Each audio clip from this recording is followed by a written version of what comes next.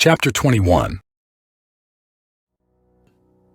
If one be found slain in the land which the Lord thy God giveth thee to possess it, lying in the field, and it be not known who hath slain him, then thy elders and thy judges shall come forth, and they shall measure unto the cities which are round about him that is slain.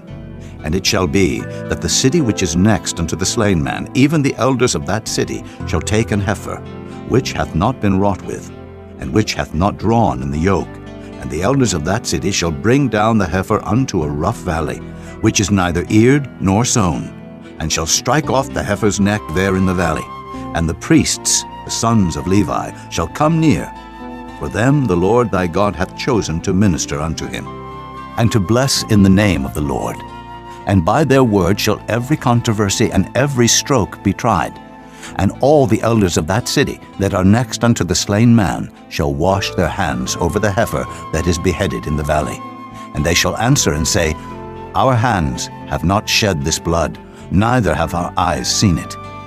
Be merciful, O Lord, unto thy people Israel, whom thou hast redeemed, and lay not innocent blood unto thy people of Israel's charge, and the blood shall be forgiven them. So shalt thou put away the guilt of innocent blood from among you, when thou shalt do that which is right in the sight of the Lord. When thou goest forth to war against thine enemies, and the Lord thy God hath delivered them into thine hands, and thou hast taken them captive, and seest among the captives a beautiful woman, and hast a desire unto her, that thou wouldest have her to thy wife, then thou shalt bring her home to thine house, and she shall shave her head, and pare her nails, and she shall put the raiment of her captivity from off her, and shall remain in thine house, and bewail her father and her mother a full month. And after that thou shalt go in unto her, and be her husband, and she shall be thy wife. And it shall be, if thou have no delight in her, then thou shalt let her go whither she will. But thou shalt not sell her at all for money. Thou shalt not make merchandise of her, because thou hast humbled her.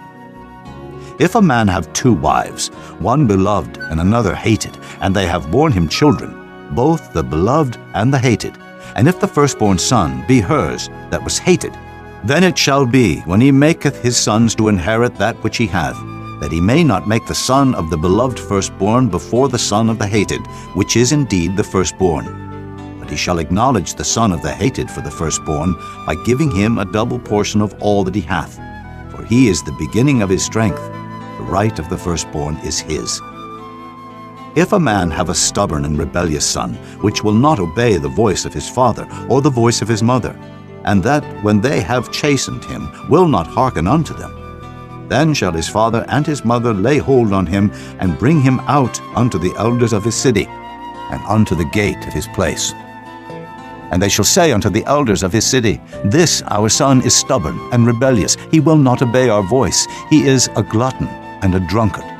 And all the men of his city shall stone him with stones, that he die. So shalt thou put evil away from among you, and all Israel shall hear and fear.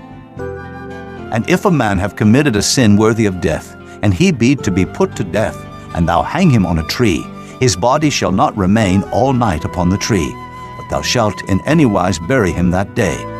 For he that is hanged is accursed of God, that thy land be not defiled, which the Lord thy God giveth thee for an inheritance.